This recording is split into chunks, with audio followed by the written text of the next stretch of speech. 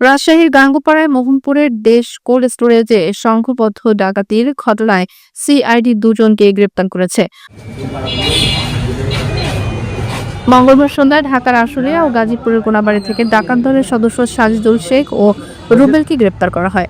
CID পুলিশের তথ্য অনুযায়ী গত ৭ই আগস্ট দেশ কোল্ড স্টোরেজে শ্রমিকদের হাত পা বেঁধে ৬৬ লাখ টাকার বৈদ্যুতিক যন্ত্রপাতি, তামার তার এবং নগদ প্রায় ৩.৫ লাখ টাকা ডাকাতি করা হয়েছিল।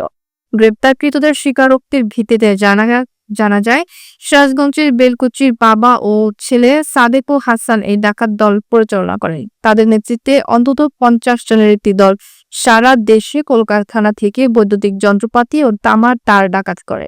সিআইডি পুলিশের সুপার এএম হুমায়ুন কবির জানিয়েছেন, ডাকাতি চক্রের সদস্যরা বিভিন্ন জায়গায় শ্রমিক হিসেবে কাজ করে, প্রয়োজনীয় তথ্য সংগ্রহ করে এবং ডাকাতির দিন নির্ধারণ করা হয়।